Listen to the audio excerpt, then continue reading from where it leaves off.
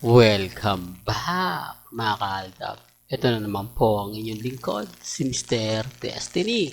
Itong balita natin, nakakalungkot nga po ba o pabor nga po ba sa atin? Marami kasi nagsasabi, marami nagko-komento na kumbaga pumapabor ba sa aldab yan o baka naman taktika lang talaga ng Itbulaga yan para lalong umangat at sumikat ang Itbulaga na magkakaroon nga po ng issue kasi wala naman po talagang issue sa Itbulaga ngayon, kaya siguro gusto nilang pag-usapan po ba, pero ito yung mga nakuha natin bali-balita, medyo nakaka-disappoint mga kaaldab dahil ang nasagap nga po natin balita dahil magbabubukas nga po ang bagong Meralco Theater sa Itbulaga, kailangan daw po na kumbaga mas bago, mas kumbaga kaabang-abang at talagang yung mga segment nga po hindi na ganun o ibig sabihin mga kalda papalitan na kasi maliit nga lang po talagang studio ng TV5 pagdating po sa Meralco Theater o sa Meralco na bagong gawa talagang malaki, di po ba? Doon may bubuhos nila yung mga barangay na gusto nilang isabak, yung mga showdown na mga sayawan, yung mga showdown na barangay-barangay. Di po ba? Yan ang isa sa mga nakikita natin at siyempre mga bagong host at mga hindi naman bagong host, ibig kong sabihin magdadagdag sila ng host. At dito nga po ang bali-balita na pabor daw po sa iba kung mawawala si Mengay. Alam niyo kung bakit? Dahil mawawala na nga po raw ang aldab. Hindi po ba? Well, totoo yan. Kapag kasi nawala si Mengay sa Itbulaga, wala nang aldab. Hindi po ba? Kasi si Alden na lang eh. Hindi naman po pwedeng buo ang aldab kapag wala si Main. Hindi po ba? Magiging Alden lang talaga. Nawala na si Dabmash.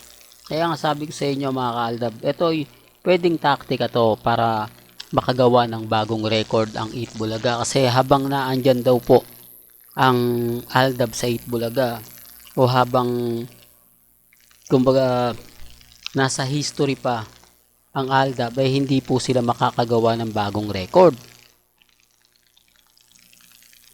Ito yung maingay na pinag-uusapan kasi isang taon na wala pang tumatak sa TV5 sa Itbulaga samantalang dati-rate sa ABS-CBN nakagawa agad sila ng bagong records na kung saan nga po talagang mapapaisip ka, di po ba? At ganun din naman po sa GMA Kapuso, pero dito nga po mas kaabang-abang dahil malaking hamon nga po raw ito sa TVJ dahil kung titignan nyo daw po mga kaaldab hindi to ganong kalaking network. Kumbaga, although sabihin na natin na dalawang network na lang ang naglalaban, ang TV5 at ang GMA Kapuso. Medyo hindi naman po talaga sila mananalo sa GMA Kapuso. Di po ba? At ito pa po nga po yung isa na karamihan naman sa mga taga ABS-CBN sa Showtime pa rin po nanonood. Kaya nga po talaga masasabi natin na napagkakaisahan ang TV5 o ang Itbulaga dahil mga artista rin po ng TV5 ABS-CBN at syempre Showtime yan po pwede silang doon mag-guest, hindi po ba, na malaking dagok at sampal din po sa Itbulaga. Kaya nga sabi ko sa inyo mga kaaldab, ito yung mga taktika na hindi natin alam kung totohanin nga po ba nila o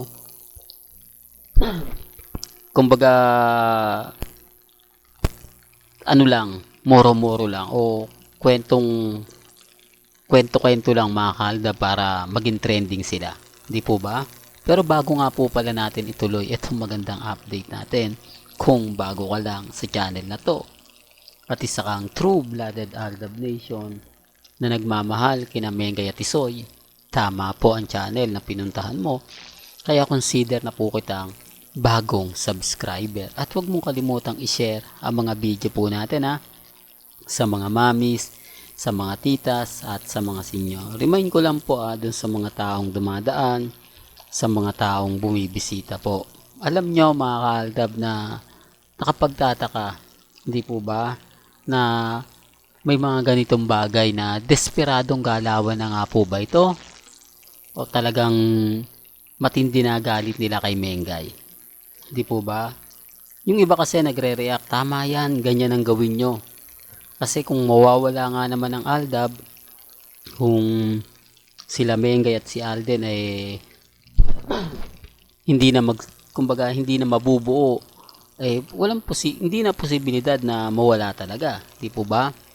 Tapos mag-iisip ng bagong segment na ang Eat Bulaga, di po ba?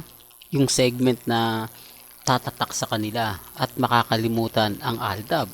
Yun po yung pinupunto natin na kumbaga yung iba pumapabor, yung iba hindi, lalo na po yung mga galit sa Aldab. Di po ba? Yung mga legit dabbercads na hindi, may yabang yung Aldab na yan. Binoboykot nila tayo. Di po ba? Although yung main fanatics at yung Armin, wala rin. Di po ba? Yung Armin nga, hindi gaanong pinapansin sa Eat Bulaga. Di po ba? Hindi katulad ng panahon ng Aldab, no? Pag sinabing Aldab, grabe, talagang dumadagundong yung audience. Dumadagundong yung aura ng mga Aldab Nation. Dito wala, hindi nga po binabati araw-araw yung Armin eh. Alam po kasi nila ko konti lang. Alam po kasi nila na hindi ito kayang iangat ang ratings nila. Hindi ito kayang paangatin. At kay Mengay naman, syempre main fanatics lang naman yan eh. Sasabihin nila ilan lang yan kung ikukumpara sa mga fans nila Atasha, nila Miles, di po ba? Kaya nga sabi ko sa inyo, may mga point na kumbaga ito na nga po ba yung paraan nila para mawala yung Aldab. Medyo nakakalungkot pag ginawa nila yan. Pero pabor po ba sa Aldab yan? Di po ba? Kasi si Mengay mag-aano na yung sa bahay na lang. Di po ba? Siyempre medyo malulungkot siya. Madidismaya siya dyan. Di po ba? Na hindi na siya kukuha ng mga bagong project. Tuluyan na siyang magpapahinga muna, pansamantala, di po ba, na pagkatapos ng ilang taon mo, after 9 years mo sa showbiz, kumbaga ganito ginawa, di po ba? Hindi imposible dahil hindi naman yan pupunta sa GMA Network di po ba? Hindi naman yan kumbaga pipirma ng kontrata, di po ba? Malaking naman po yun sa Eat Bulaga. Diba? Yun ang sinasabi natin mga kalda. Pero kaya ng ina-update natin, ito'y base lang naman po. Base lang naman po ito sa mga nababasa natin, napapanood natin. O pwedeng totoo, pwede ring hindi. Kumbaga updated lang po tayo sa mga magaganap at mangyayari. Di po ba? Yan naman po yung isa sa kagandahan nyo sa channel ni Mr. Destiny. Walang gandito na lang po ang ating latest updates. Kaya kung gusto nyo pa po ng pinaka-latest at sariwang update, abay tumutok lang po kayo dito po sa channel ni Mr. Destiny para updated po kayo sa mga bago at sa mga latest na i-upload po natin maya-maya lang. Hanggang sa muli, salamat po sa panonood at pakikinig.